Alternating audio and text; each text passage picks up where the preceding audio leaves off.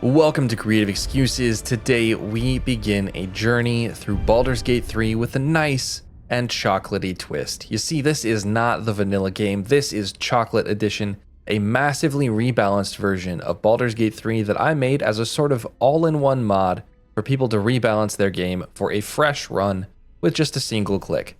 In this mod, classes are changed, subclasses are changed, spells are changed, feats are changed, and a few pieces of gear are even changed. And if you want to see all of those changes, you can check the description of this video for the mod notes. There are only 54 pages of changes, so I'm sure you'll make it through them in no time, right? What follows in the rest of this series is a full honor mode run showcasing some of my favorite changes and features, and a few more excellent mods. Before we begin, I want to thank BK2950 for the $20 in support of the mod. That means a lot to me and is a massive support for this mod and channel. I also want to thank the mod testers that helped me out when first making Chocolate Edition, especially Bree in my Discord server. Your bug testing has been invaluable because of just how many changes have been made, so thank you. Now, without further ado, let's meet our heroine. This is Mira, the half wood elf. She's something of a mercenary herself, but at her core, she's a good guy who's fighting on the side of those in need. The thing is, she just wants to be paid for doing so, making her more of a hero for hire than anything else. Mira is a ranger, accustomed to fighting magic users, giving her the ability Concentrated True Strike, a bonus action ability that will give her advantage on attack rolls against the target for 2 turns at the cost of her concentration. Her weapon of choice as a ranger is no weapon at all, instead it is the cantrip, Ray of Frost, which plays well with her subclass, but we're jumping ahead a little bit. Mira has also proven herself quite resourceful as a scavenger on her journeys before. She has the passive Wasteland Forager, which lets her find 8 good berries that heal 3d4 health each, once per long rest. Thanks to her affinity for magic, Mira's stats look like this. She's got middling dexterity and constitution, average intelligence, high wisdom, and enough charisma to get by. While out on one of her adventures, she was kidnapped by mind flayers aboard a weird tentacular ship. She had a mind flayer parasite shoved into her eye hole, but when dragons and Githyanki attacked the ship, her pod was broken open, offering her an opportunity to escape.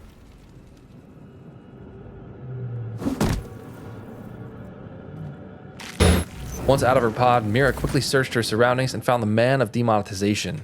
Mira failed to extract the Intellect Devourer in his head, and so she put the man out of his misery. Further along a hopeful escape route, Mira was ambushed by a green frog lady, Lae'zel the Githyanki, who offered to fight alongside Mira for the time being. She agreed, and together they fought off a few small imps. Mira took 2 Rays of Frost to take one out, while Lae'zel clobbered 2 imps with her longsword in short order. Just a few steps away, Mira pushed a button and woke up 2 thralls who promptly attacked the companions. They went down quickly though, but it was a rather rude awakening. In the same room, Mira found a damsel in distress, Shadowheart. Mira freed her from her pod so that she wouldn't die a horrible death on this mind flayer ship, much to Lae'zel's disappointment. We've wasted enough time already. Shadowheart shared some of her cleric magic, a Shield of Faith, with Mira, which let Mira cast Shield of Faith as a bonus action for the rest of the day, granting 5 turns of increased armor class for each cast. That is going to be useful in a fight.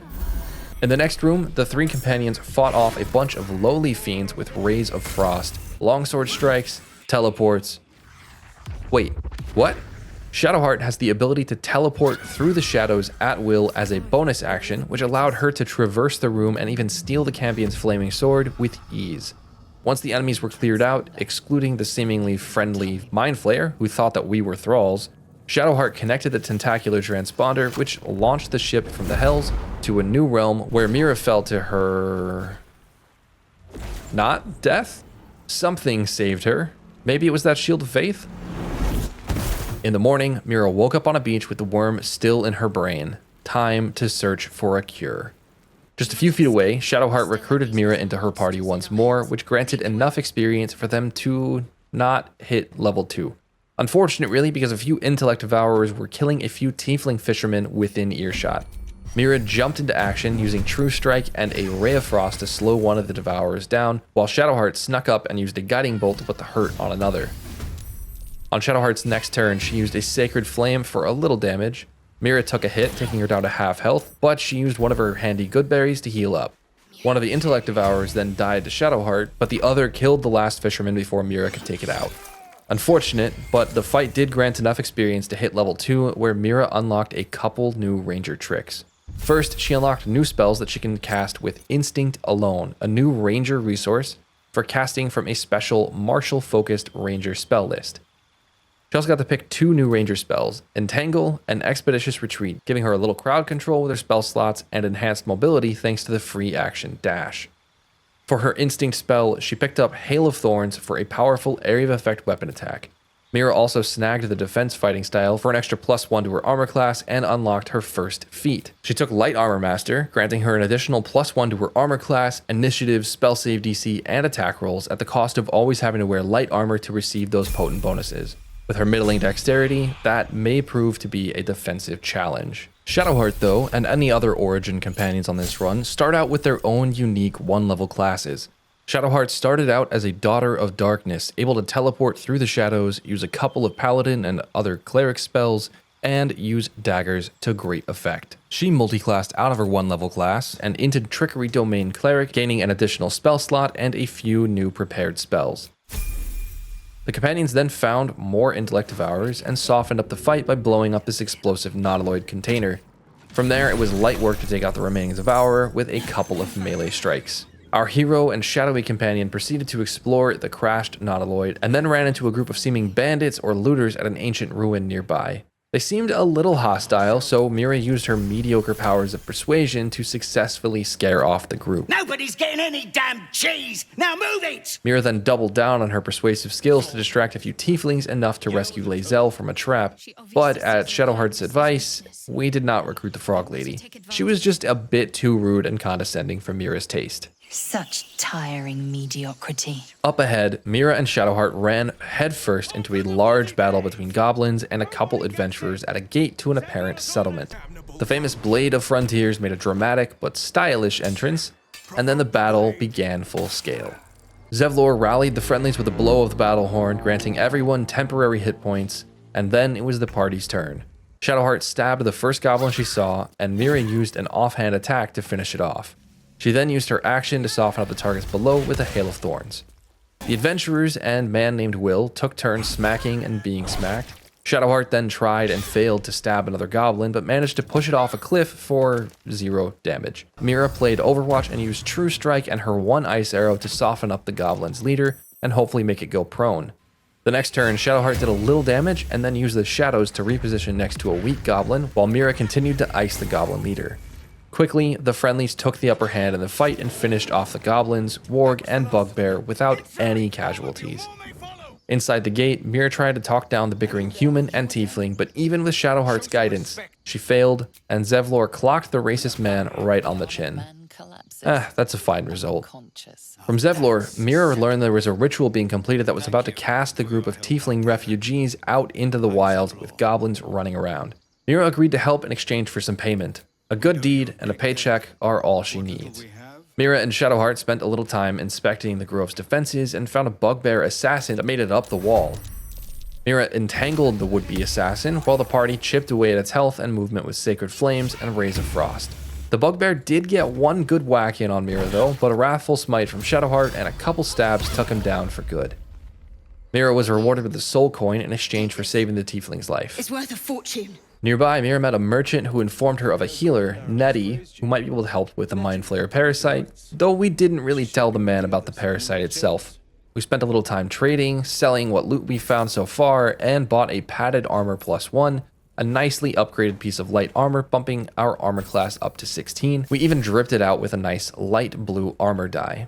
The real prize of the Grove, though, was recruiting Will, the famed Blade of Frontiers, to the party. He may be a superhero, but he also has a parasite, and so he is in need of a healer too. He also told us that he could use some help taking out a demon though, which seems a small price to pay to recruit a superhero on whatever misadventure this all turns out to be.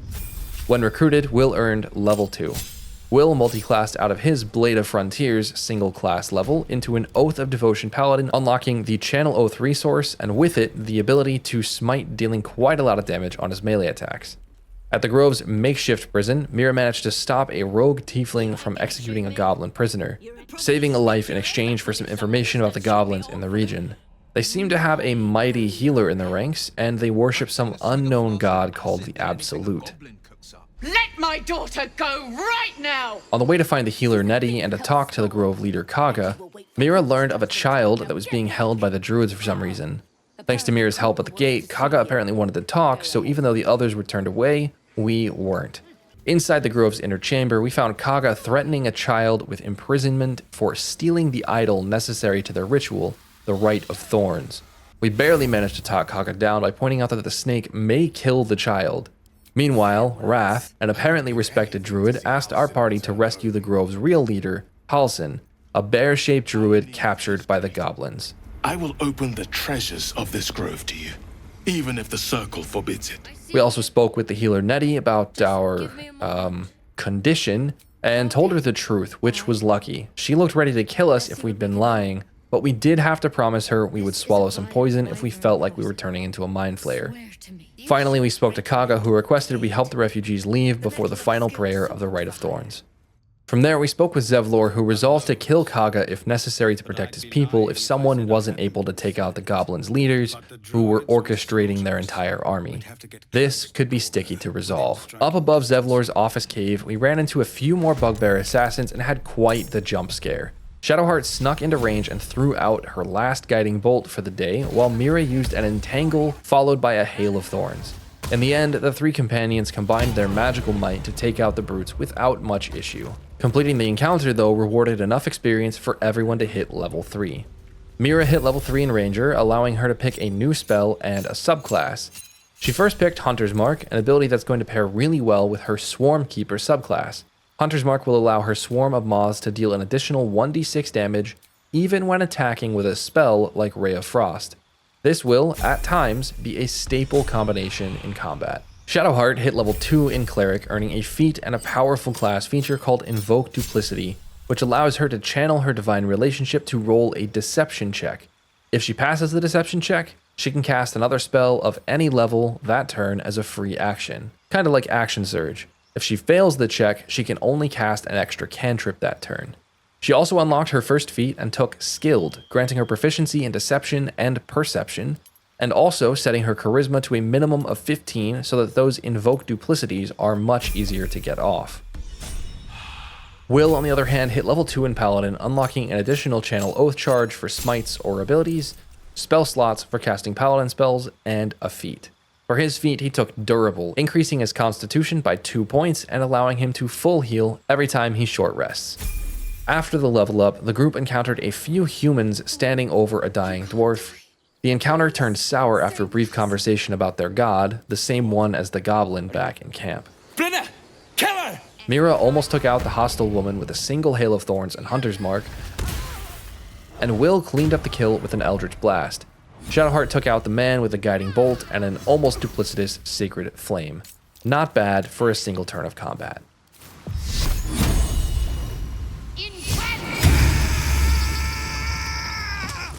Soon the party was long resting for the first time. Mira had a chat with her companions and then crawled into bed for a well-earned night of rest. Everyone was wary of the tadpoles and turning into a mind flayer, though. It was not a great sleep. Inside a cave nearby, the companions found a group of goblins and quickly took them out from range with their spells. Fall by my hand. Mira's mage hand did have some fun throwing boxes off this cliff at the goblins, though. When the fight ended, Mira found this unconscious man on the ground and tried to wake him up by throwing a potion at him. Her swarm of moths mistook this throw action as an attack, however, and killed the man. But then the potion brought him back to life as Schrodinger's halfling. He was at once dead and alive, and very much confused. Outside the cave and up a small cliff, the companions ran into even more trouble, a big group of spiders. It wasn't anything the group's magic couldn't take care of, but it was an intimidating sight. After dispatching the spiders, a bougie devil showed up and threatened us, so we took dinner off his table and told him to leave us the hell alone. Not easily rattled, I see. Good. Further up the road, our heroine ran into the adventurers from the day before, who advised us to turn north instead of dying to goblins along the path we were on. Pretty good advice, especially since it led us to the best boy, a white, fluffy dog in need of an owner. We convinced the dog to follow us if he needed to, convinced that he would show up later on. From here, the party backtracked to the beach and those ancient ruins again. They climbed down inside a hole and then started to clear out the remaining bandit looters, but Will fumbled his dramatic entrance this time and fell prone instead of getting the drop on these guys. That made the rest of the fight significantly harder. Shadowheart managed to kill the barbarian, but then missed a key spell on the leader, all while Will remained paralyzed on the ground thanks to being prone from his fall and then ensnared by the enemy ranger with no movement speed. Mira and Shadowheart managed to pull the fight out though with a combination of spells, stabs, spiky balls, and a bunch of good berries. At least the loot was worth it. Deeper in the ruins, the party took out several undead skeletons only to meet a talking skeleton called Withers. Withers wasn't hostile, even though he spoke slow enough to kill. We will see each other again at the proper time and place. Farewell. With loot in hand though, Mira and friends traveled back to the grove to sell it and resupply, picking up some nice new weapons like a hunting shortbow which gives an extra cast of Hunter's Mark. The challenging fights of the day left everyone tired, so we took a long rest and found Withers the zombie boy there. Apparently he can resurrect the dead and he's willing to hang out, which sounds pretty handy. In the morning we woke up ready to rock and headed back out to where we met the adventurers. We figured the town next to the adventurers was probably a goblin ambush, so we snuck in through the forest beneath it, and oh how the turntables. This time we assassinated a bugbear with a quick 1-2 stab and some deadly moth bites. We were convinced there was an ambush waiting for us here, but we couldn't figure out where from, so Mira sent a sneaking mage hand to f*** around and find out. With the ambushers revealed, Mira, Shadowheart, and Will climbed up on the roof of this house and started blasting. Mira assassinated the goblin with 2 quick hits, while Shadowheart gave it an honest try and did a little damage. Once the battle started in full, Shadowheart moved through the shadows to focus on a goblin on the lower level of the house, while Will and Mira cleaned up the roof and took pot shots across the way. Everyone took a little bit of damage and ate some of the good berries that Mira had been harvesting each night to heal up. Before long, the fight was over and the looting began. Elsewhere in the village, the companions ran into a few more goblins and quickly took them out. This fight, however, looked a little spicy to just walk up on, so Mira surprised everyone with a hunter's mark from sneaking. Will led with a Divine Favor concentration spell to give his weapon attacks a little extra oomph, and then he one-shot a goblin with a stab. Mira, on the other hand, followed her hunter's mark with a Hail of Thorns for some huge damage on the goblin with the big axe. Shadowheart finished off her first turn with a nasty Inflict Wound critical hit that did 34 damage, killing the goblin she targeted. She then dumped her Channel Divinity and hit the lead goblin with a Toll the Dead. And suddenly, the cowardly goblin was surrendering to Will. The lead goblin took off running, but his companions seemed to be Schrodinger's goons, both dead and alive. If I had a gold piece for every time that happened, I'd only have 2, but it's weird that it happened twice. My wife is laughing at me. That was funny. You made a joke. I have no idea if I can hear your laughter in the background. I'm gonna leave it in, whatever. Mira freed the deep gnome that the goblins were torturing on the windmill and received his pack full of goodies in payment. The main reward was a new pair of boots, the Speedy Light Feet, which grant lightning charges each time you dash while in combat. These might pair really well with our Expeditious Retreat spell, but will they ever beat a Hunter's Mark? I'm not sure. Beyond the blighted village, the party jumped over a bridge and ran into a hyena turning into a gnoll. Being a good ranger, Mira put the animal out of its misery, but another hyena a few feet away started running for help. Will started the fight by throwing a Void Bulb to pull the hyena back, and then Mira followed up with a Hail of Thorns for some area of effect damage. Shadowheart then teleported through the shadows and used a Scroll of Burning Hands to finish blowing up the group. On his next turn, Will then killed the remaining hyena, putting the last potential gnoll down before it could do any damage. Back to the west, the companions found themselves at the edge of a raid on a large estate. There were drow and goblins and an ogre all fighting together against Flaming Fist from Baldur's Gate. The group was going to have to fight their way to the center to find out what was going on. The team took turns firing on the goblin at the edge while the Fist and the drow fought each other. Will had taken a nasty hit, so after he killed the goblin, he used Lay on Hands to heal himself a bit while another round passed between the Fist and the raiders. The majority of the fight was so far away, only Shadowheart could really reach it in a single turn, thanks to the shadows. She threw out a Guiding Bolt and then hid behind the house. Mira, on the other hand, used the free action Expeditious Retreat to get some extra movement speed, and then used the bonus action Dash on top of that for even more to match Shadowheart's movement. Another round passed and the Fist were taking a beating. Will dashed in and used his bonus action Blade Ward to protect himself from more damage, but the next round between Will and the lady's turns resulted in another Fist's death. A drow wizard decided to have a bit of a laugh and ran out to Shadowheart and Mira. The wizard thunder waved and then sent Mira flying, but Shadowheart stood strong. Mira was a little upset, so she launched a flaming arrow at the wizard, which dealt some extra lightning damage thanks to those lightning charges and extra sources of damage. And then Shadowheart finished off the wizard with a level 1 guiding bolt. Will healed up on his next turn, only to take damage right away after, and soon another fist died to the ogre's smash. The fight looked about even still. There were 3 drow, 1 ogre, and 3 flaming fist still standing. Will used a level 1 heroism spell to grant himself 5 temporary HP each turn for the next 10 turns, as well as the effects of Bless, making his attacks more accurate. Shadowheart then healed up one of the fist while Mira tried to take out the sniper drow with a hail of thorns, but missed, only dealing a little damage on the explosion. The ogre then killed the fist that Shadowheart just healed, which was devastating. So Will smited a drow with a Blade's Flourish bonus action. On the next turn, Mira, Will, and Shadowheart managed to take out all but 1 remaining drow, while only a single flaming fist remained alive, but everyone was in bad shape until Shadowheart moved through the shadows and then healed herself with a level 2 Cure Wounds. When the fist moved into the house with the drow though, she took one last hit from the drow's bow and died, leaving only the companions remaining. The party killed the last drow, but the battle felt lost, not won. Our heroes did not feel very heroic with the good guys all laying dead around us. Anyway, we looted the place like real heroes and found a trapped Counselor Floric upstairs in the burning building. Will saved her and revealed he knew her and that he was actually the Grand Duke's son, Baldurian royalty. Will's dad had been kidnapped by the drow before we arrived and he was being dragged to Moonrise Towers. As a reward for saving the Counselor, she gave us the Sparky Points, a trident that grants the wielder lightning charges when they land an attack. I have a feeling this is going to be useful for someone very soon. With all of the loot in hand, the party traveled back to the grove to pawn it off on someone who surely needs it more than we do. They don't need food or anything at the grove, right? We managed to pick Will up a +1 rapier on the shopping run too, which was quite a nice upgrade. After a quick travel back to the burning estate, the party found another group of gnolls and took them out with their remaining resources for the day. Mira led with an icy arrow to freeze the ground, while Will blasted away and Shadowheart missed. The rest of the fight was short work though, just 2 turns to end the gnolls thanks to a nice inflict wounds and Will's smite.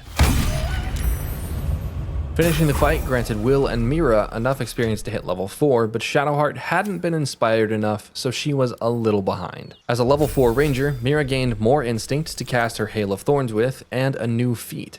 For the new feat, she took Spell Sniper, which brought her wisdom up to 18, giving her extra accuracy, while it also increased the range of many of her spells and let her unlock 1 additional cantrip. We chose Bone Chill so that in the future, if we need to stop someone or something from healing, we can do so. Spell Sniper also reduced the number needed to roll a critical hit with a spell by 1, making critical hits twice as likely right now, even without advantage, which is fantastic. Will took a 3rd level in Oath of Devotion Paladin, which granted some new, always prepared spells like Sanctuary and Protection from Evil and Good. It also granted new channel oaths like Sacred Weapon, which would increase his attack rolls with a weapon of his choice by his Charisma modifier, and he unlocked a Turn Undead effect. After a long, hard day of fighting and adventuring, the party packed it in for the night and took a long rest. When the party woke up, they met a Paladin of Tyr who asked for help slaying a devil, likely the same one that Will has been hunting. The party agreed to help and then looted the cellar of the abandoned toll house for some easy gold. Mira did talk with the dead body in the other room of the toll house though, and found out that the man was a warlock pacted to Zariel, the archdevil, and that was a little suspicious. The party then ventured down the cliffside to find Karlach, the supposed devil burning up and bleeding. It turned out that Karlach was infected like us, and she was also a victim of the Blood War, not a willing participant. She was an escaped warrior slave, not a villain. After convincing Will she wasn't an evil monster, Karlach offered to join the party if we killed the Paladins of Tyr with her, who she claimed were actually Zariel's lapdogs. Given the dead warlock we talked to just a few minutes ago, that seemed pretty reasonable, and Shadowheart approved. I like her. She looks like she could throw me over her shoulder and carry me to safety, should the need arise. When Karlach joined the team, she leveled up all the way to level 4 to match Mira and Will. We started out her leveling with a respec to change her ability point distribution to something pretty weird like this. 13 strength, 14 dexterity, 14 constitution, 11 intelligence, 16 wisdom, and 8 charisma. It's a super weird split, but it'll eventually make sense, I think. Karlach's starting class is Heart of Fire, which gives her access to a basic rage, but when she rages, any fire damage that she deals becomes Hellfire, empowered by her Infernal Heart. It ignores resistance and immunity to fire damage. She also gets an additional 1d4 fire damage on her attacks. For the next 3 levels, Karlach took Monk levels until she unlocked the 4 Elements subclass, granting her spells that use key points instead of spell slots to cast. She took a range of spells, but especially 2 fire spells, Fangs of the Fire Snake and Sweeping Cinder Strike. These will be the core of her damage for quite a while, letting her deal excellent, unresistible fire damage while she's raging, because these spells don't actually get blocked by raging. Excellent. 4 Elements also has a few other tricks though, like the ability to naturally regenerate key points by attacking with a melee weapon, and it has the ability to bind a weapon and attack using wisdom instead of strength or dexterity. For her feat at level 2 Monk, Karlach took Weapon Master, focusing on tridents, letting her add her proficiency bonus to attack roll with tridents.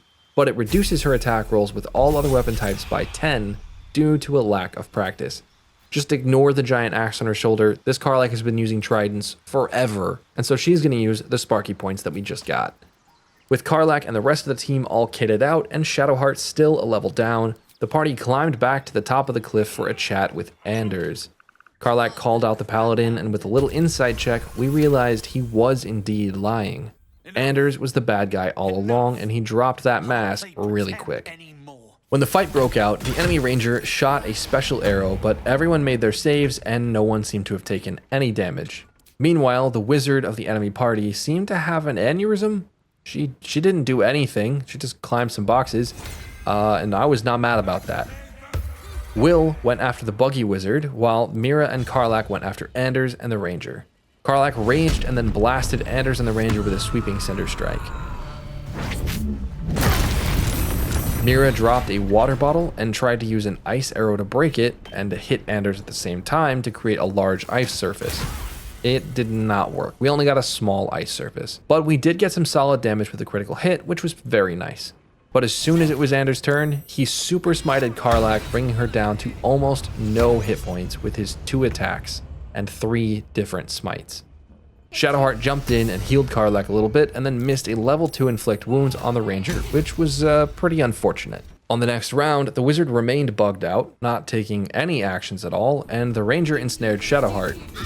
Karlach missed an attack on Anders, and then Will bugged out like a madman, which bugged out Mira. Basically everyone was tripping this fight. Oh, and the wizard is somehow back up there after she moved away.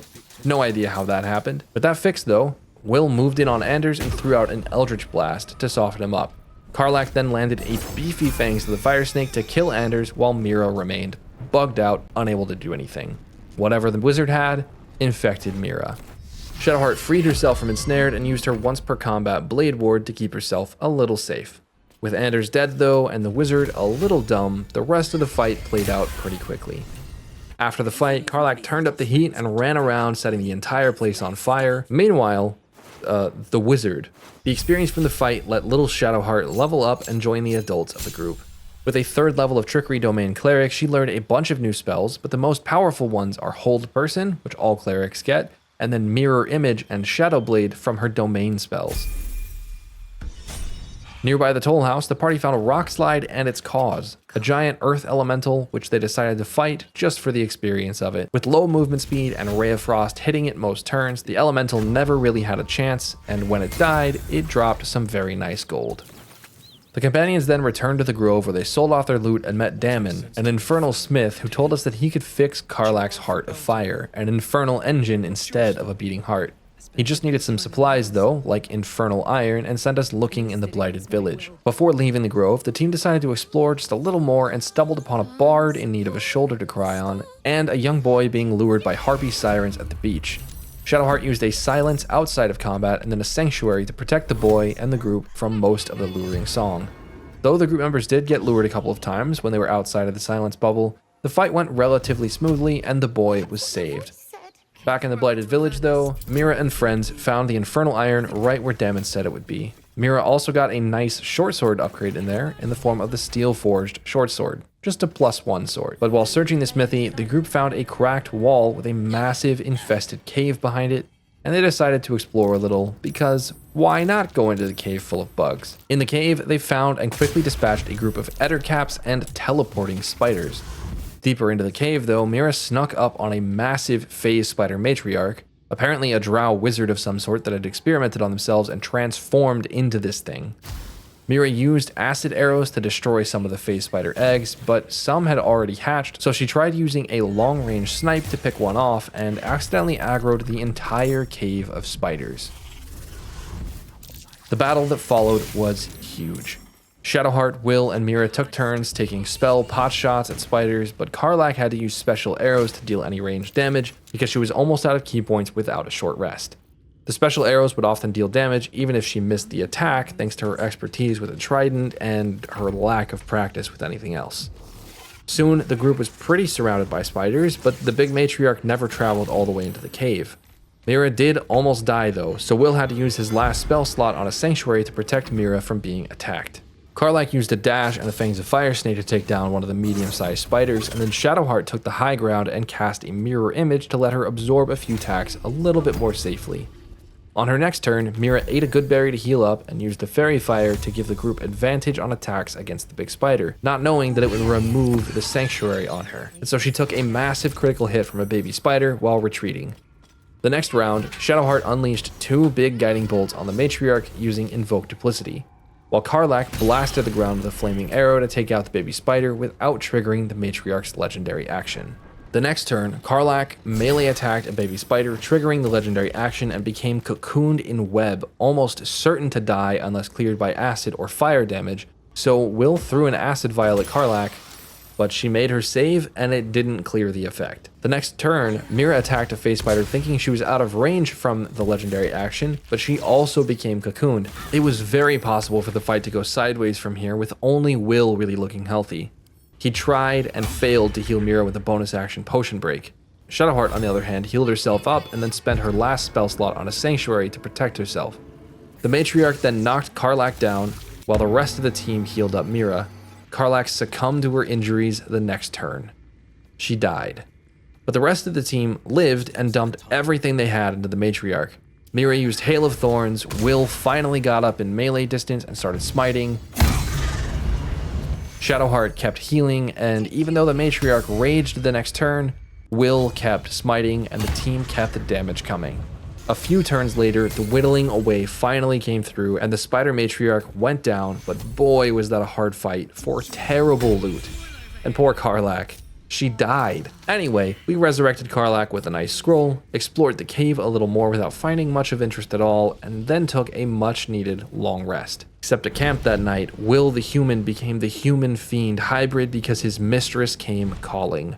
Mizora, the devil he was pacted to, punished him for not killing Karlach by turning him into a devil, or devil-like thing himself.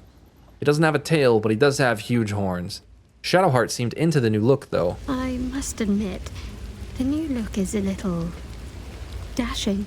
The next day, the team got Karlach's heart fixed up, picked up some more supplies, and started venturing toward the goblin camp.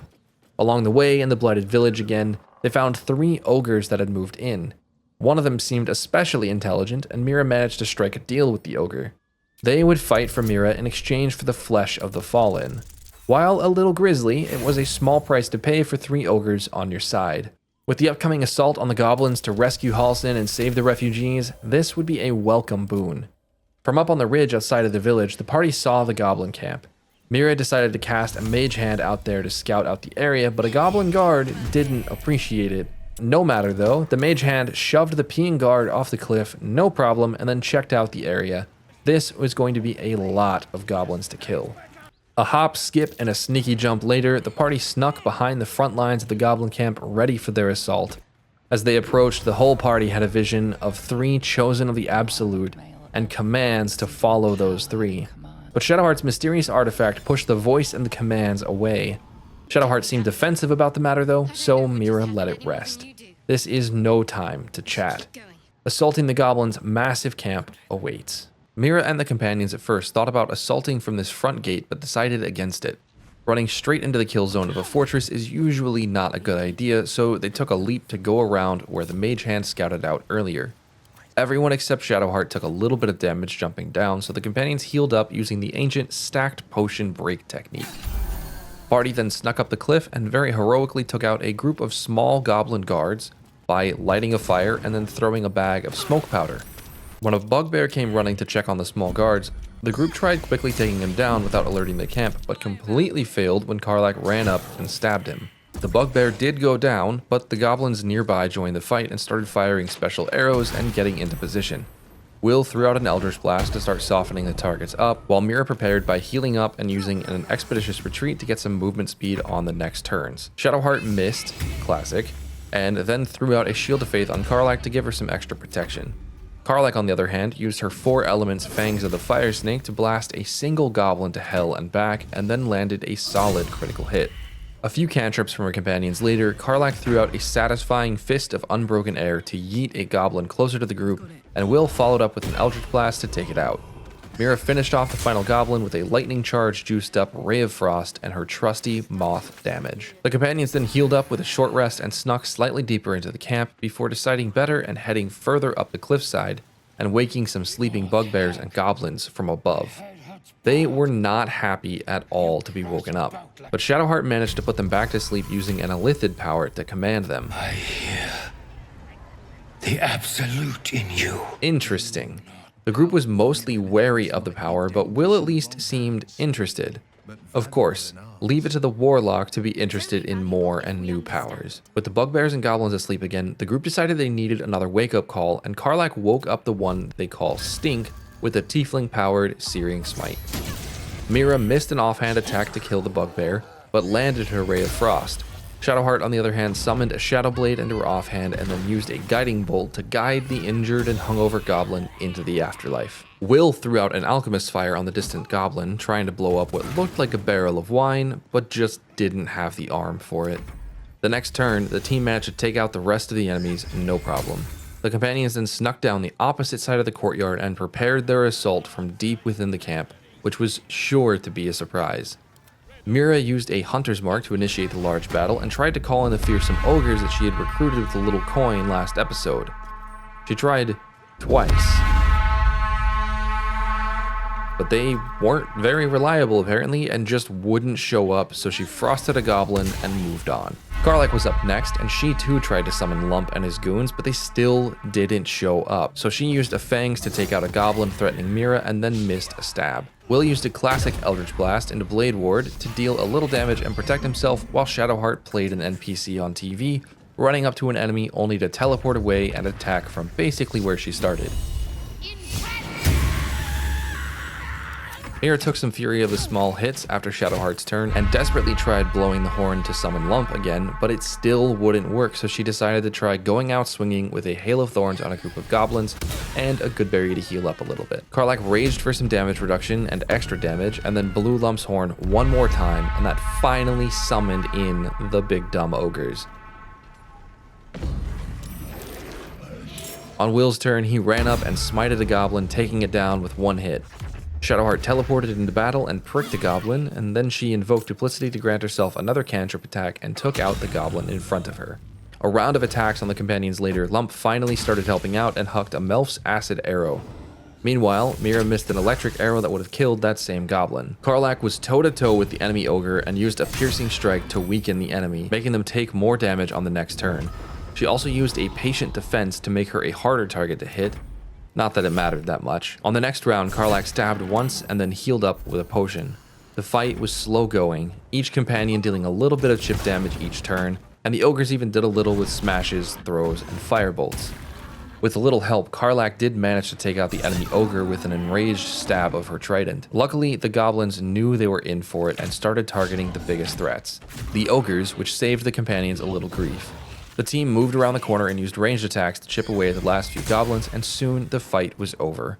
One major battle down, likely several more to go before the refugees are saved. When the fight concluded, the ogre Lump was upset at the meager corpses of the small goblins, so we had to pay him to fight for us again.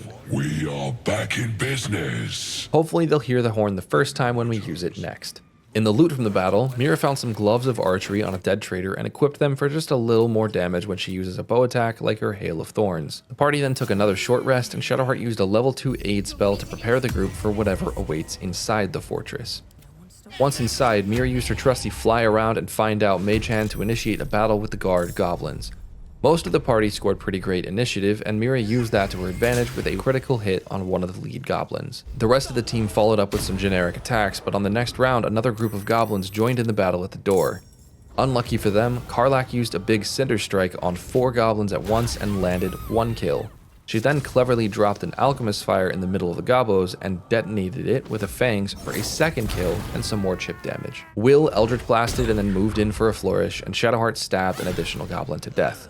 Mira used a bone chill on the next turn to knock a warrior goblin down to just, and then she retreated a little. On her turn, Karlach healed up with a good berry and used a shatter scroll for some nice area of effect damage on the goblins still grouped at the door. On the next turn, Mira landed another critical hit thanks to True Strike's advantage, but didn't manage a kill. No matter, the goblins died on the next round. Before assaulting the goblin camp further, the companions decided to hide away and camp for the night, but something weird happened. This beefy silver fox of a dwarf showed up in Mira's dream, and he claimed to be protecting us from something? But the dwarf also advised us to embrace the parasite and the worm powers from it, which was odd. Ain't no way I'm shoving more worms in my brain. I like my brain. When we woke up, we found Volo, the famed bard of the goblin camp and supposedly a wizard in our camp. We told him about the mind flayers, but we didn't tell him that we were infected. We have a feeling he would offer a rather painful solution to our problem. But he was open to trade, so we sold him some stuff and bought a scroll of Misty Step and a scroll of Sleet Storm in exchange.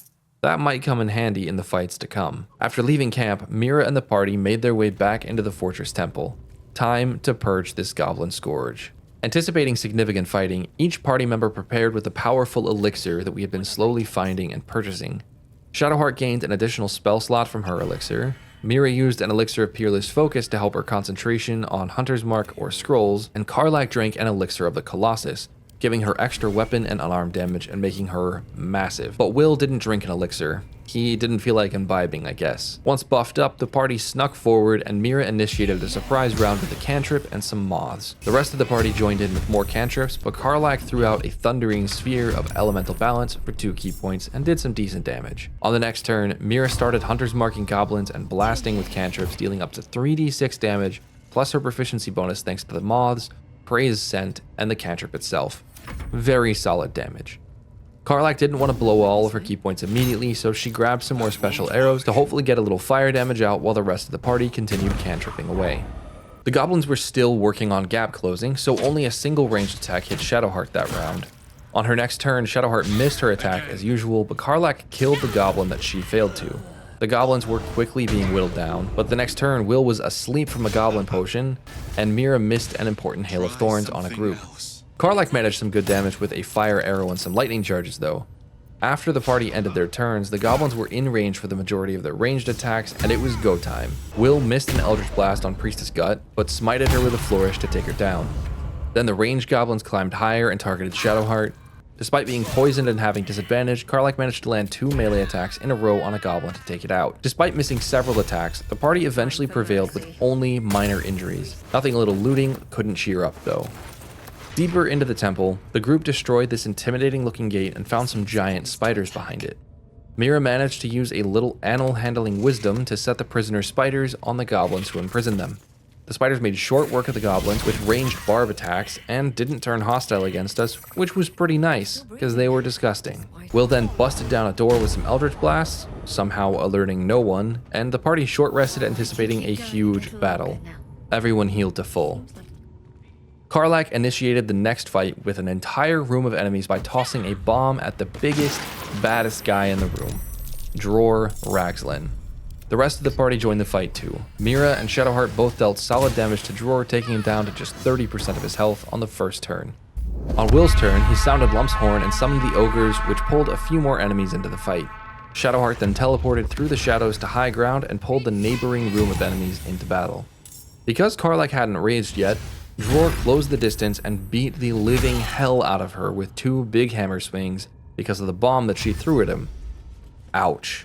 Then a goblin climbed up to Shadowheart and pushed her off the edge, knocking her down 20 feet. Also ouch. On Will's turn though, he defended Karlach by Eldritch Blasting and then flourishing on Dror for the kill, but there were still a lot of goblins remaining. Karlach spent her turn healing up by throwing a potion at her toes and then raging to hopefully prevent any quick knockouts. She then ran into the room next door and aggroed 2 more enemies, a goblin who almost killed her with acid vials and Minthara, a drow paladin.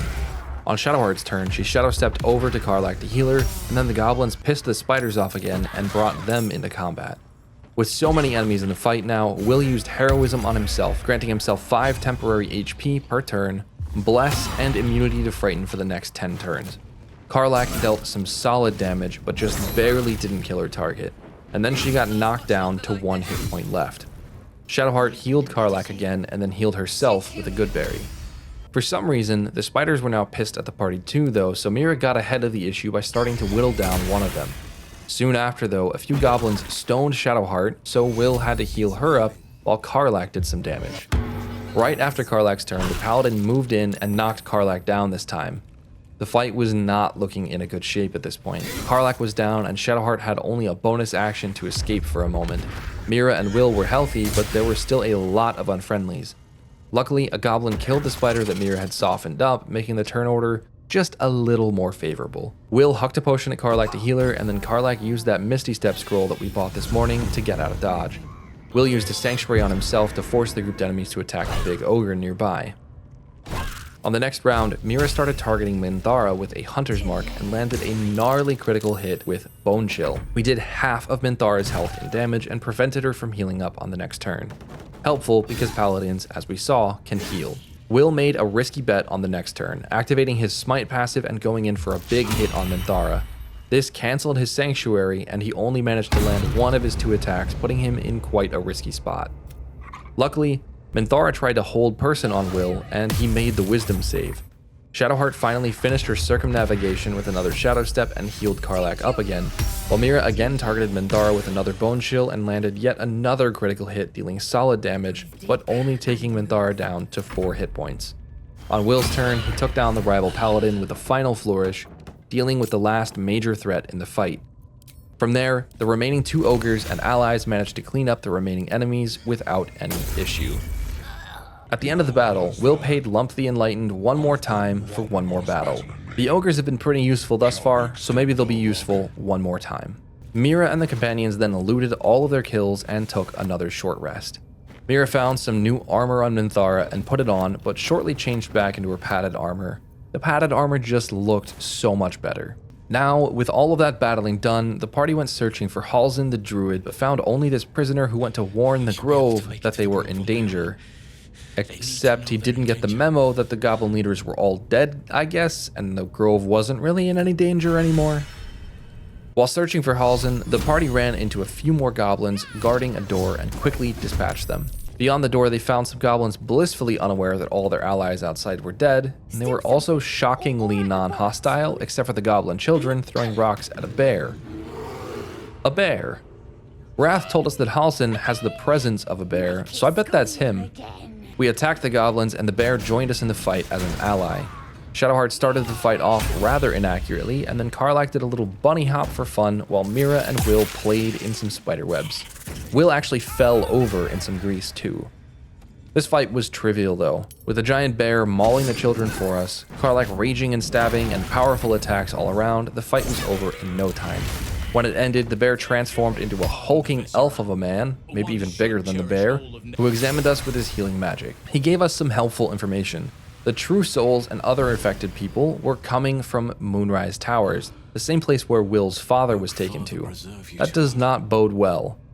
So we have a new mission. Find Moonrise Towers, and maybe then we can get rid of these worms or find a cure, or at least put the hurt on the true souls. The party then found a few more goblins and quickly cleared them out so that there would be almost no threat to the tieflings. In the process though, Mira accidentally dropped this imprisoned and non-hostile goblin into hell. Whoops. The companions did the same outside of the gate that we skipped to enter the goblin camp, clearing out a small lunch party and the goblin guards at the gate in just a few turns. Loot in hand, Mira and the party returned to the grove to find Zevlor and other refugees gathered at the gate. Zevlor offered Mira a reward, which Mira gladly took as payment. Zevlor also mentioned he and the tieflings will join us at our camp for a drink and a party, but not before we sell everything and take a little coin and fresh supplies with us. Down at the grove's heart, Mira found Halsin chewing Kaga a new one for initiating the Rite of Thorns. The once first druid was demoted to a novice. Backslide, and nature's fury will crush you. As you wish, Master Halsin. Whoops. Anyway, Wrath has a gift for us too. A puzzle piece to unlock a staircase with some juicy loot downstairs, like this fancy and sad glaive called Sorrow. I don't think we'll make any use of it because Mira's bonus action is already so contested with Hunter's Marks, True Strikes, Dashes, and Good Berries, and Shadowheart's is similarly contested, but it is a very cool weapon. Maybe someday. Before leaving the grove for camp, Mira did something a little unusual for her. She stole the idol of Sylvanas for a ringleader child named Mole. Mole had asked us to do so after Arabella had been threatened and after we helped the boy Murkon on the beach. She promised a paycheck, and Mira likes a good paycheck, especially for a harmless prank like stealing a shiny bit of wood. Before long, the party was back at camp for the party, and everyone was having a good time. Mira delivered the idol to Mole and received the Ring of Protection in payment. Mira put the ring on for an additional +1 to armor class and saving throws, a very nice boon. Mira didn't chat much with anyone at the party, but drank a nice bottle of wine by herself and then laid down for the night. You sleep alone, uplifted by memories of your recent triumphs. In the morning, Halsin woke us up with warnings of dangers ahead between here and Moonrise Towers. Apparently there's a shadow-cursed region between here and the towers, full of undead. There are 2 routes to get there though, overland through a mountain pass, or through the Underdark, a deep and giant network of caves running pretty much everywhere. Halsin recommended traveling the Underdark, but we thought overland would be wiser, maybe a little safer and less creepy. Halsin also offered to stick around at our camp, and we couldn't really say no. We've quite the journey ahead of us. After the team left camp for the day, we ran back toward the Blighted Village to explore a little more before heading for Moonrise Towers. In a cave in the forest that we must have passed before, we found an owl bear.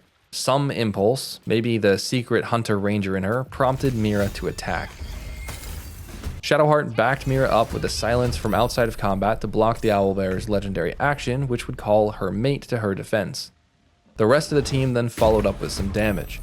The next turn, the entire team tried chipping away at the owlbear's health, and some succeeded. When the bear was below half health, she raged, but it was no matter.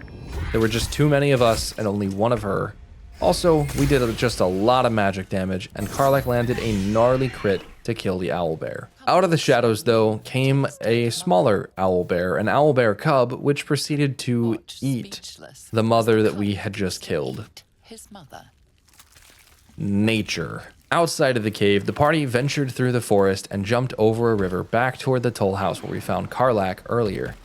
We climbed up the cliffs further than we did before, looking for a pass or route forward, and found only a bunch of gnolls harassing some guys in a cave. Mira decided this would be a good deed and attacked the gnolls, initiating a surprise round.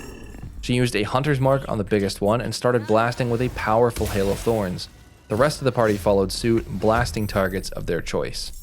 On Flynn's turn, the gnoll-looking thing that lore says isn't a gnoll but clearly is a gnoll approached Karlach with a dash, getting into a threatening position. Mira was hit with an acid arrow from a gnoll, but the damage was minimal. On her turn, she targeted Flynn with a bone shield to prevent any healing and got a nice critical hit for a bunch of damage. On her next turn, Karlach raged to make herself tankier and then missed her attack on Flynn. Other gnolls moved into position around Will, and a hyena grouped up on Karlach while the archer gnolls did chip damage to Mira and Shadowheart. Mira landed a little damage and then snacked on a good berry, while Shadowheart threw a very powerful level 2 guiding bolt and hit Flynn for a great 23 damage. She also used Invoke Duplicity to cast a mirror image on herself to raise her armor class and prevent a lot of future damage. Karlach's next turn popped off and she managed to take Flynn out with just a stab and a Fangs of the Fire Snake, but the gnolls were enraged and started using multi-attacks. Will and Shadowheart combined their radiant damage to take out one of the melee gnolls surrounding him, and Mira shot a special arrow to take out a hyena and ate another good berry. They just never get old. With only 4 gnolls left, we thought the fight was over, but Will went down to a 6 attack combination from 2 gnolls, slightly turning the tide in the gnolls' favor.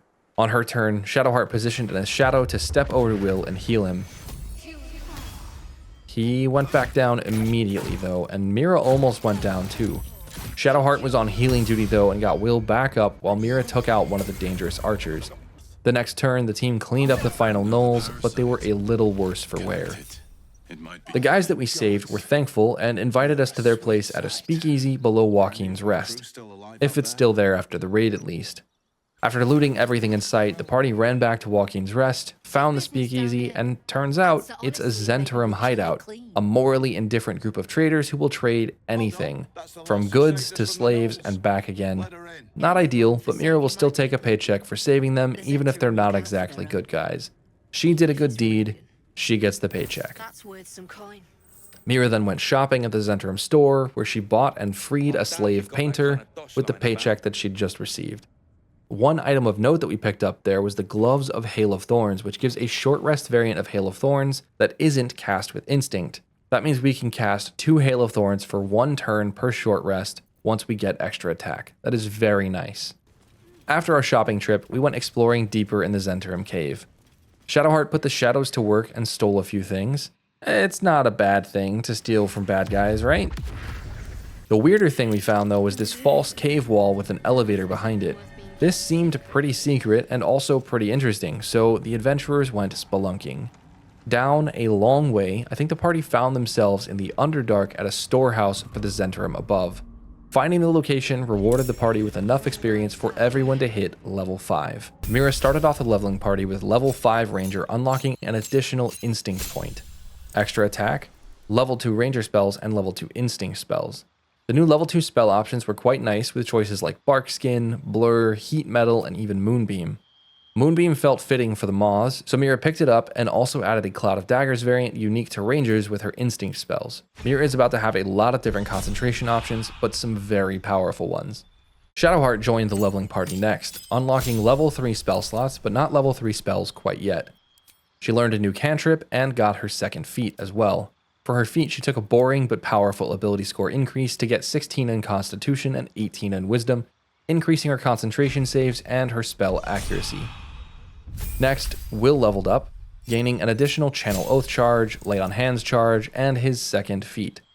Will unlocked Martial Adept, setting his strength to a minimum of 13 and taking Disarming Attack and Riposte, letting him knock an enemy's weapon out of their hands with a weapon attack or strike enemies when they miss him at the cost of a maneuver die. He gets to use these abilities up to twice per short rest or once each. Finally, Karlach hit level 4 Monk, but she was in combat because not even 20 steps into the Underdark though, the party found themselves and a few neutral Zhentarim in a fight with 2 disgusting, terrifying, and massive hook horrors. Well, one of them was massive. Karlach was pretty upset by this, so she raged and jumped straight into combat, blasting the smaller of the 2 hook horrors with a Cinder Strike. Mira followed suit with her new ability, Cloud of Daggers, and the rest of the party jumped in with a little damage too. Now that cantrips deal an additional damage dice at level 5, the party is going to hit very hard. The next round, the party took turns dealing damage to the smaller hook horror. On the following round, Karlach managed to get the killing blow on the smaller of the hook horrors, while the more fungal of the 2 horrors was distracted by the Zhents. With so many different people targeting this one creature though, the hook horror went down quickly and Karlach was free to level up like everyone else. Except when the party returned upstairs with the Zhentarim, they went aggro on us and Karlach still couldn't level up. Shadowheart was stuck in combat down in the Underdark, so she threw out a hold person on the hostile Zhent and got into position for some big damage. The rest of the party started attacking upstairs. Mira did some solid damage with the Hunter's Mark, Instinct Hail of Thorns, and Thorns from her gloves. Karlach took a stab but missed the flames of the Fire Snake. Will then moved in for the kill, but something weird happened when he killed this hostile Zhentarim. He lost access to his Channel Oath charges. All of them. How did that happen? Oh no. Oh no. These Zhentarim weren't enemies. We were the intruders here. Will just broke his oath. When Will and the party figured this out, the party decided to use non-lethal damage and plan an escape. They ran back to the elevator one by one and took it down. The one hostile Zhent downstairs did die to Mira, but she wasn't too upset by that. These are slavers after all. But when Will left combat in the Underdark, the Oathbreaker Knight met him in a vision and asked him to speak at camp. Uh-oh. Will is in trouble.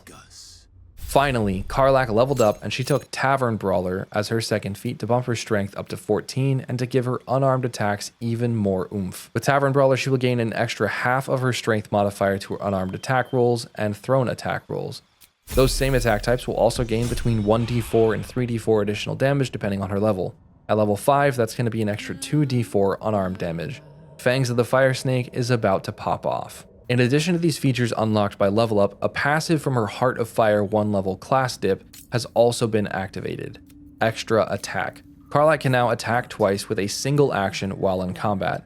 A level before she would unlock it with this 1 and 4 multi-class split, but right on pace with a full martial class like Monk. After waiting for the Zentrum guards to filter out of the elevator room, the party snuck out of the cave and left before anyone could catch them. If the Underdark is full of those horrors, there is no way that we're going to be taking that path to Moonrise, if that elevator even leads to a viable path. Once away from the Zents, the party long rested so that Will could speak with the Oathbreaker. Now, Will broke an oath of devotion, an oath of protection of the vulnerable, but when the Oathbreaker said that breaking your oath can lead to new powers of darkness that can be used for good or ill, Will found that power alluring. He was already a warlock pacted to a devil for the purposes of good, right? What harm would a little bit of Oathbreaker darkness bring to the table? If a devil could make him a superhero, maybe bringing an Oathbreaker and a warlock could make him something more. He accepted the new powers, becoming an Oathbreaker paladin, gaining new channel oath abilities like Dreadful Aspect and Control Undead. He lost access to the excellent Sanctuary spell, but he gained access to a personal favorite, Hellish Rebuke, to deal solid fire damage to enemies even off of his turn. Between Hellish Rebuke and Riposte, Will is almost always going to have some damage to do with his reaction. Later that night, the Dream Visitor visited Mira's dreams again. The burly dwarf asked us again to use the tadpole's power, but still, no thank you. Mira does not quite trust this little guy, no matter how soothing his voice is. When the team woke up, they did a little selling with Volo at camp and then jumped back on the road, this time to the Blighted Village. They ran south this time and found a few more goblins to clear out, but with the pests dealt with, they ventured toward a beautiful sunny swamp where they met Ethel, a merchant from back at the grove that was headed home to the wetlands. She was being held up by two brothers accusing her of being a hag, and a quick insight check told Mira's gut nothing. But the twinge alone made her suspicious enough to not get involved. That did not go well, and the old lady outright killed the brothers with a green thumb and then disappeared. Crap. We should have gotten involved. Elsewhere in the beautiful swamp, the party ran into a group of woads, these living tree things, and some mud mephits, and quickly dispatched them. The fight was muddy, but nothing too bad at all. The reward here was a chest with the Sparkle Hands, gloves for Karlach that add lightning charges when the wearer attacks with unarmed strikes like her bonus action kicks, or even Fangs of the Fire Snake. Behind the swampy fight, though, we found a seeming portal to hell with a Cambion or devil hanging out, and this fight wasn't much harder, but it was a little dangerous. Any melee attacks against her could result in the attacker turning mad and attacking their own allies. That happened when Karlach attacked, and she ended up dumping a bunch of key points into Mira before everyone could run away and let the effect wear off. Ouch. The reward was pretty nice though, an infernal robe that could let the wearer cast a level 4 fire shield, which is pretty excellent. Soon though, Mira and the party ran into some strange sheep that turned out to be foul-mouthed murder gnomes. Who's scum-sucking, lice-ridden little ball bag? Get out, or I bite's tongue, eats tongue, delicious tongue. The little guys conveniently stacked up for Mira's Cloud of Daggers and Karlach's Cinder Strike, but the little guys also hit really hard on their turns with multi-attacks, taking Mira down quite a few hit points and Karlach down to half health. Still, the fight only lasted a couple of turns and everyone healed up pretty well after a short rest and a good berry. Nearby, the team found the hag's hideout and picked a fight immediately. No letting this evil grandma kill any other brothers with a green thumb. Shadowheart tried to land a hold person, but failed, and the hag immediately went invisible. No problem though, Mira used a fairy fire to bring Ethel out of hiding and to give her party advantage on attack rolls. Mira then popped her first ever potion of speed for an extra action and let an ice arrow and a critical hit Hail of Thorns fly. Karlach then came in and raged for some extra damage. She then stabbed twice, once to inflict gaping wounds to increase the rest of the party's damage. She probably should have done that first, but oh well. Will came in next and used a super risky, low chance of a success command, which Ethel of course saved against. So he took some speed and landed it on the second try, forcing Ethel to prone and losing her turn. On the next round, the team dumped every bit of damage they could into Ethel and took her out, saving the... Bastard, you ruined it! You ruined everything! Angry woman? Scratch that. Angry, pregnant woman. Since the damsel didn't pay Mira for the save from the gross hag, the party went searching for loot in the hag's lair and actually found a wand that brought Mayrina's husband back as a zombie. That certainly wasn't the outcome she was hoping for, but she took Connor with her to search for a way back to life.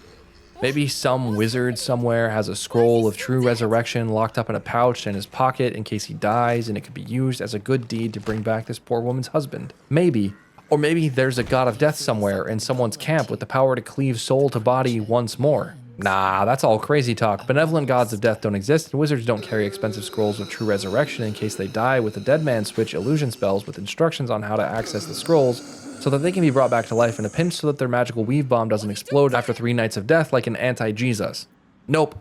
No one can help this poor woman. After Mayrina left, the party traveled back to Joaquin's Rest one last time and traveled west where a dragon flew overhead and Will flexed a little. A dragon? I tangled with a dragon once. A little further west, we saw the source of the dragon, a group of Githyanki harassing some flaming fist. The dragon attacked, killing the fist and destroying a useful looking bridge. But we weren't afraid. We've got a roadblock to clear. While approaching the group and trying to sneak around, we saw Lae'zel run through to meet her kin. We almost managed to sneak behind the dragon with a jump, but we were caught by a cutscene. Shadowheart stood at the fore while Lae'zel got ripped a new one by a high-titled Conehead. The Conehead described the prison that Shadowheart carries, the one that saved us on the bridge into the Goblin camp. The Githyanki were apparently looking for it. Shadowheart smartly stayed quiet, but this encounter was about to get ugly. Is to locate this crash. I was infected aboard a Geich ship and need to be purified.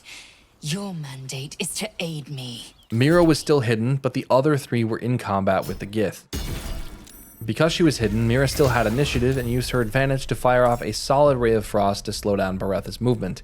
Shadowheart used an upcasted hold person and managed to get 1 of her 2 targets. She then used an upcasted inflict wounds to one-tap the Gith with a 56 damage critical hit. Before the rest of the party could act, one of the hostile Gith killed Lae'zel and took Karlach down to just 5 health. On Will's turn, he ran close to the Gith and used a dreadful aspect to frighten the enemies, rooting them in place and disabling their movement. Thanks to his gloves that we found in the toll house a few days ago, using Dreadful Aspect also gave him heroism, making him immune to frighten, giving him 5 temp HP per turn, and the effects of Bless for 10 turns. Very powerful. Mira then used an expeditious retreat and a dash for some lightning charges, but she didn't move into place. Karlach charged in with basically no health and used a Cinder Strike and Fire Snake to put the hurt on the enemies. Unfortunately, Will was then caught in a hold person and punched with a shocking grasp. But Shadowheart returned the favor with a hold person of her own. Mira then dashed in and used a Ray of Frost on the held person for an automatic critical hit and a kill. Karlach then broke the Gisher's concentration to free Will, and Will slammed out a Flourishing Smite and a second Dreadful Aspect that failed to stop Baretha from moving this time. Baretha made the save and killed Karlach with 2 sword strikes. From her Overwatch position, Shadowheart landed her 3rd hold person of the fight, this time on Baretha. Mira used the opportunity to upcast an Instinct Hail of Thorns for big damage, and then she used her 2nd attack to kill with another critical hit. The last enemy did get some more damage out on Will, but Shadowheart killed him with a final guiding bolt.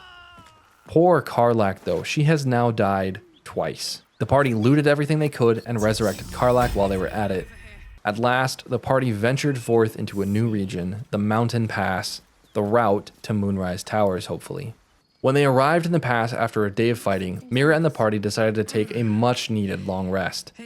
Mira followed up with Karlach about her heartburn, and in return, she gave us some excellent advice in case she isn't around to cover our mistakes. It would be a sad day if Karlach weren't around. That night, though, the owlbear cub showed up at our camp. Apparently, he had chased us across the region and all the way to the pass. He was curious about us, so we fed him. Hopefully, he doesn't eat us in our sleep. Somehow, though, everyone slept soundly that night. In the morning, the companions set out for adventure once more and immediately ran into an older-looking and sounding adventurer who was both willing to trade and who convinced us somehow to steal a Githyanki egg from their creche located in the monastery over yonder. She must have rolled a nat 20 or something on her persuasion check, because stealing an egg from a humanoid species is not in character at all. Anyway, we convinced her to pay us up front and then spent the money right back with her. We bought Karlach some new clothing to raise her dexterity by 2 points, as well as some new dyes and potions. Will did the trading though. His horns were so majestic that he got a discount. With the discount, he also managed to buy a necklace that will maximize the power of healing effects on the wearer. Karlach got that too, since she seems to die the most. Beyond the trader, the party marched toward the monastery, but heard a bear in the wilderness to the west. When they went to investigate, they did not find a bear. They found repulsor mine traps and a horde of undead and the fight of an unlifetime. Karlach landed first in the turn order, so she opened up with a rage and a flaming sphere of elemental balance, but she missed unfortunately. The undead dashed to get closer, so Mira found a use for that Sleet Storm scroll that we bought a few days ago. She used it to make a huge ice surface to prevent more ghouls from getting close. Shadowheart and Karlach just did some chip damage and spread out a little. The undead drew closer on their turns, and then it was Karlach up again. She used a Cinder Strike, which dealt decent damage, but melted the ice temporarily. Karlach then followed up with a Fangs on the ghoul, but didn't get the kill. On Mira's turn, she iced the ghoul Karlach had been targeting, and then let the Sleet Storm freeze again. The very next enemy's turn though, she took a small necrotic hit and lost concentration on the storm, which was going to prove rather dangerous soon. Because Karlach didn't want to melt the ice, she risked running across it, which was a terrible choice. She fell prone and lost her turn. When Mira's turn hit, the ice melted, leaving Karlach vulnerable and the undead free to move. Will tried running in and frightening the undead, and Shadowheart invoked Duplicity for some extra damage on the second Death Shepherd. But without the ice to knock anyone over, Karlach took a bunch of damage and even briefly had her extra attack disabled. On Mira's next turn, she used the party's one Fireball scroll to deal some really good area of effect damage, even taking out one undead, but it didn't matter because Will was paralyzed by a ghast. Shadowheart burned a Sanctuary to protect Will, but that didn't matter either because Karlach took a hit and failed her save against a stinking cloud from the ghast, causing her to lose her action. Next, Mira was paralyzed before she could act again. Luckily, Will made his save against the paralysis that time, but lost the save against the cloud, also losing his action. This was not good at all, but he did manage to land a smite on a Death Shepherd, which was helpful. Shadowheart finished off one of the Death Shepherds, and then Sanctuaried Mira this time to protect her. Karlach was still missing an action because she couldn't get out of the cloud, so she just healed up a little. Mira made her save against paralysis on her turn, but again couldn't take actions, leaving her exceptionally vulnerable. Will luckily had his action back, so he ran into the fray and lit the remaining Death Shepherd up with an Eldritch Blast and a Flourish. Shadowheart kited the ghast away, but Karlach was killed again before her next turn. Man, girl, you die more than anyone I know. Mira used a Cloud of Daggers and a haste potion so that she could Ray of Frost, which froze the floor again, finally. The Cloud of Daggers and Shadowheart kiting the ghast finally made the rest of the fight manageable though, and soon it was over. One dead companion, several dead undead. Not a great time, and it cost the companions so many resources that we had to long rest again. Before we did though, Mira talked with a dead zealot of the Absolute nearby, who apparently summoned these undead, and got some information about General Ketheric Thorm, the leader of the True Souls and probably the leader at Moonrise.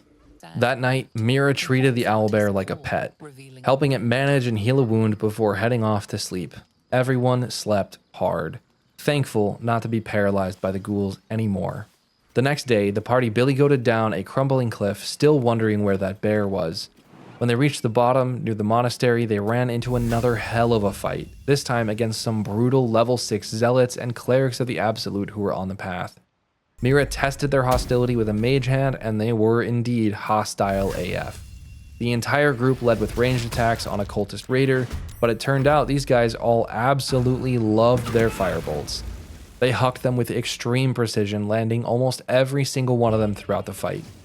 On the next round, Mira used a Hunter's Mark on one and hit them with a cantrip before discovering they are resistant to psychic damage that her moths do.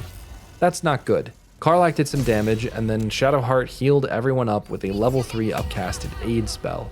That is 10 extra health for everyone, and we needed it. These guys just did not miss with their firebolts.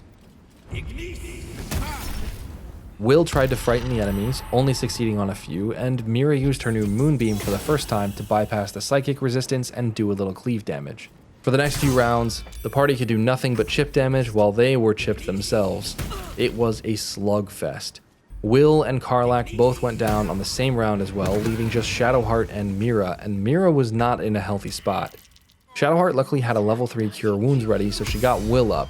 Then she used a haste potion for the first time, which was risky with the saving throw penalty attached to it, and she used a level 2 cure wounds to bring Karlach back from the brink. Back on her feet, Karlach used a fire snake, and then Mira recast her moonbeam to get some more damage on the cultist next to her. Mira survived the next round with literally 1 HP, but she moonbeamed again anyway. Karlach then came in and put the cultist within likely kill range of the moonbeam, even on a save. And finally, the group prevailed, but in a bad shape. A short rest helped, but Mira and Karlach were still hurting afterwards. Down the path, the party found the monastery and saw Githyanki kill a cultist outside their gate. Determined to get that egg, the party searched through the monastery only to find rooms of kobolds and grumishkas to clear out. Once they found their way through this boarded up wall, the party was inside the monastery, but the dream visitor, the voice inside the prism apparently, did not want to go in. Mira and the team weren't super sure of going into the Githyanki creche either, so we came up with a plan and a solution. Shadowheart seemed to have some infiltration expertise, so she would disguise herself as a Githyanki and sneak inside. She would steal the egg and then get out of dodge before anyone was the wiser. Inside, Shadowheart managed to talk her way in by mentioning the Gake or Lithid threat. Perhaps the news you bring will change Inquisitor Wargaz's mind. And then she found a merchant and managed to buy a couple of good items like a huge healing potion and a new sword from Mira. Shadowheart couldn't afford the Knife of the Undermountain King, so she picked up the Lorethian's Wrath for Mira, a finesse longsword that can be used with her dexterity and which has a nice area of effect cone attack usable once per short rest. Very nice and a cool upgrade over a simple short sword. Maybe Shadowheart can sneak back here in the future to pick up a few more things if the journey isn't too far. Elsewhere in the creche, Shadowheart found the Githyanki hatchery and snuck in. She used her Shadow Step to move silently and stealthily around, but the egg was located in a pillar of sunlight, likely for warmth. Shadowheart grabbed a bow and an arrow of darkness and fired it near the egg to make shadows that she could teleport into. She grabbed the egg after teleporting, but triggered an alarm and a fight. She chugged an invisibility potion with a bonus action and ran for the shadows, but something teleported her away into a cage. Luckily, the cage was in the shadows, so she just stepped right out of it and out of sight. Somehow, the entire creche wasn't alerted to the only egg in the hatchery being stolen, so Shadowheart just walked out. Mission accomplished. And she delivered it back to Lady Esther with Mira. A job well done by our expert infiltrator, Shadowheart. Mira wonders where she picked up tricks like that, though. The party camped one more night in the region to recover from the previous day's fighting and then set out along the mountain pass for the shadow-cursed lands. When they eventually arrived, it was dark. Shadowy and cursed, even. A goblin approached with a torch asking if we were true souls. No. We kill them. With nothing but darkness ahead, Mira and the party pressed on. 20 yards into the Shadow-Cursed land, the party heard a ruckus and found goblins fighting some living or unliving shadows and a cow. The goblins didn't seem hostile, maybe distracted by the undead, but the party was pretty sure they were going to kill both the absolutists and the shadows. Everyone took turns throwing out their damage, but on her first turn, Shadowheart landed not a miss, but a critical hit for a massive 44 damage. Not bad. On Mira's turn, she used her moonbeam to try and deal the same amount of damage to hopefully a vulnerable enemy, but the Wraith's Shadow Aura extinguished the beam so it only took 1 instance of damage per cast, and it wasn't vulnerable. Karlach moved in on her next turn and raged, which thanks to an update to Chocolate Edition is now a free action. If Blade Song is a free action, Rage should be too. She then used a charge to kill 1 shadow, but missed the Wraith. Will chipped away with 2 Eldritch Blast beams, and then Shadowheart put on another good show and landed a second critical hit in a row, this time with a Guiding Bolt. That is unheard of. Some goblins got over the next round, and then it was the party's turn again. Karlach killed the first big Wraith, then everyone else tossed out some rain cantrips on the other one. Will started working on the Hobgoblin, but when his attack landed, the Hobgoblin did not turn hostile. Maybe these guys don't care who we are and they just want to survive? On Mira's turn, she used a moonbeam again that killed 1 goblin, and they still didn't go hostile. That one didn't feel good, so the party stopped their hostilities against the cultists and just attacked the Wraith, taking it out. When the fight ended, the cultists kinda just stood around, so Mira and the party decided not to attack. I guess we're all just out here trying to live or something. Finishing the fight granted enough experience for Karlach alone to hit level 6. With her new level, she earned the 5th level of Monk, unlocking unarmed and weapon variants of Stunning Strike, which might make Karlach into a crowd-controlling monster. She also gained nature proficiency, making her nature's plenty checks easier to make, refreshing her key points more often. Nearby, the party snuck up on a camp of cultists, but for a second, Shadowheart wanted to talk about the curse while we waited around. It didn't seem to damage her like it did others. She revealed to us for the first time that she is a follower of Shar, the goddess of darkness and the goddess responsible for this curse in the Shadow-Cursed land. That explains the goth edge to Shadowheart, I guess, but it doesn't explain why she's been relatively kind or why she approved every time I pet Scratch or the Owlbear. Aren't Sharans supposed to be like all edge? I don't know. Anyway, we circled around to the goblins and found that they too were not hostile. We decided not to attack this time and to just play along with being the true soul that they were expecting. But we didn't play along too much. Instead of playing a tune for them, we wandered off into the shadows only to find another horde of undead, this time attacking a group of harpers. The party jumped into action with Mira leading the way. Mira led with a well-placed cloud of daggers to hit 3 different enemies and especially the big undead tree root. The rest of the party then slowly joined in. Shadowheart teleported through the shadows and used H Channel Divinity to turn several undead and make them run away. Will blasted away and Karlach used a Cinder Strike to burn the same enemies in the cloud of daggers. Most of the undead fled from Shadowheart, but Karlach took a nasty hit from the big tree root that almost took her out. Shadowheart was also hit and went prone. On his next turn, Will used the Control Undead Channel Oath ability to take command of a ghoul medic and make it fight for the party. Very handy, if only we had used that in a previous undead fight. Karlach then took a couple swings and a potion to heal up, while Shadowheart used a cantrip to take down one of the undead. On the next turn, the big tree root died to the cloud of daggers, so Mira started true striking and cantripping for some decent damage and an icy surface. But mostly, everyone just did a little damage. Shadowheart though teleported next to the last remaining Harper and used a heal only for the Shadow Curse to come back and do 42 damage in a single hit. Crap. Everyone that isn't in the party is now dead. A round or two later, Will's ghoul was killed, so he took control of another one. Mira then used 2 Hails of Thorns, one from her instinct and one from her gloves, to put the hurt on 2 undead right next to each other. With the undead herd mostly thinned out, the party soon killed the remaining enemies, but with no living survivors, the battle was a bit of a bummer. Finishing the encounter granted enough experience for the rest of the party to hit level 6. Mira used her new level to unlock a 2nd Ranger's Training and Natural Explorer passive. She took Keeper of the Veil to gain an at-will ability to buff herself or an ally with protection from evil and good for 5 turns as a bonus action. For her Natural Explorer, she took Wild Endurance for some additional health equal to her Ranger level. Finally, she replaced the level 1 spell Entangle with the much better level 2 spell Spike Growth. Shadowheart hit level 5 in Cleric, granting her access to the Trickery Domain's 3rd level spells, including a personal favorite, Fear. Fear is an incredible area of effect crowd control spell, and it may come in handy against dangerous weapon-wielding enemies especially. Will took his 5th level in Paladin, granting him extra attack, a few new spells to play with, and level 2 spell slots. Back where that encounter took place, Mira tried playing the tune that the cultists had suggested, hoping that whatever guide they were planning to summon would come here alone. Unfortunately, we must have been out of range because no one showed up. If the guide was a dangerous enemy, we were planning to ambush them here, but no such luck. The party headed back for the cultists, and this time the song worked. Spooky Spider-Man showed up with a magic lantern that seemed to protect from the darkness. Mira and the companions followed the Drider, even running circles around him to get him to move, until the group was ambushed. Seeing our opportunity, we sided with the Ambushers, a group of Harpers, and a huge battle broke out. The problem? The Drider had multi-attack and immediately whacked Karlach for almost all of her health in just one turn. Not a good start. On Mira's turn, pretty high in the initiative order, she cast Protection from Evil and Good on Karlach, hoping that would help, and then used a Cloud of Daggers on the Sanctuary Drider and other 3 enemies. Unfortunately, that inspired the enemy wizard, who used a cloud of his own on the grouped up party. Will healed Karlach up with a level 2 Cure Wounds and then used Crown of Madness as a bonus action to drive the enemy barbarian to attack his allies. Shadowheart tried using a Fear to weaken the enemy group, but even though 3 enemies failed their saves, the Drider didn't. So she invoked duplicity hoping for a second chance, but failed the check and could only cast a cantrip. She backed away and then used a Sacred Flame to kill Kansif, thinking that she was clear of the Drider's retaliate legendary action. She was not.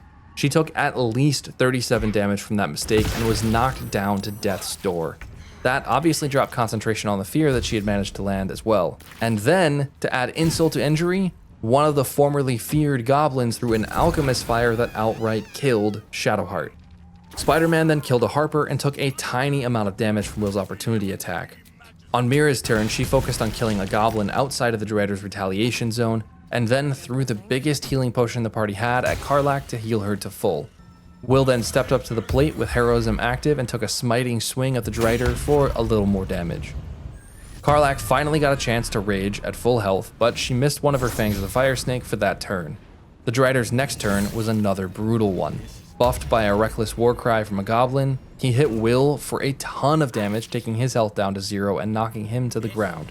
With the Drider sanctuaried after his turn, Mira decided to dash over to Will and help him up with a throned potion. She then tossed out an alchemist fire for a little area of effect chip damage. On her next turn, Karlach provoked an opportunity attack from the Drider, taking some damage in order to try to get a stunning strike off on him. Unfortunately, she took a lot of damage and the Drider made his save against the stun. Not good. Luckily, on the Drider's turn, he missed his multi-attack on Karlach, giving a hopeful opening. A Harper then took out a goblin and ate the Drider's retaliation for breakfast, which was very helpful. So on Will's turn, he was able to thin the herd again by killing a goblin without consequence. He also tried to land a Spiteful Suffering on the Drider with his remaining Channel Oath charge, but the Drider again made his save. On Mira's turn, she used a Moonbeam on the Drider to hopefully start chipping away more at the Spider-Man's health. Karlach then landed a critical hit and passed her Nature's Plenty check, regaining a key point, letting her get off a stunning strike. Unfortunately, she missed the attack, which still ate one key point, and then the Drider absolutely murdered Will with a triple attack. Mira, panicking, resurrected Shadowheart and used a potion to heal up a little bit, and Karlach had to heal up and eat another opportunity attack to get the Drider out of his sanctuary. Then the enemy barbarian killed Shadowheart again with 3 attacks, and worst of all, the Drider landed a multi-attack on Mira, killing her. Karlach was the last remaining party member, and there were 2 Harpers left. She was raging, so she couldn't cast a Revivify scroll, so she just backed out a little and threw a potion to heal herself up, and then an alchemist fire to hurt the Drider and the Barbarian should they come through the door. The Drider and Barbarian wasted their next turns on movement, and Karlach managed to use an alchemist fire to take out the Barbarian. Finally, only the Drider remained with 104 health left. There was a chance. Unfortunately, Karlach couldn't land an arrow on the enemy, so she dashed and ended her turn, forgetting that her rage would end. Without rage active, she was going to deal a lot less damage and be a lot more vulnerable, but she had to try. Karlach dashed again onto the roof with the Harpers and the Drider, but the Spider-Man landed some gnarly crits and killed one of the Harpers. Karlach ran into melee distance and missed 2 of her 3 attacks, choking. But the Drider didn't. He landed his multi-attack with a crit, hitting Karlach for the kill. In hindsight, when Karlach's rage ended, she should have cast a scroll of Revivify to bring someone back, like maybe Will, who had Lay on Hands charges, and Blade Ward to heal and protect himself, or maybe Mira, who could have lit the Drider up with Hunter's Mark and powerful cantrips. Or maybe Shadowheart, who could have healed herself and Karlach if given the chance. There were a lot of mistakes that fight, but ultimately, Mira and her companions failed. They didn't turn into Mind Flayers, but they weren't cured either. Maybe someone else will take up the Dream Visitor's mysterious prism and save Baldur's Gate from the cult of the Absolute. Full disclosure here, I didn't actually delete the campaign. It'll be useful to come back for testing or if I want to finish it on my own time, but I set out to beat this on honor mode and earn back my golden dice, which disappeared when I had to delete my old saves after patch 8 came out. So, we're gonna have to run it back. Mira's movie ended early, but the next movie won't. If you want to support the channel, the mod, or the next series, there are links in the description and merch down below. Thank you so much for watching, and I'm sad to say it already, but I'll see you all in the next excuse.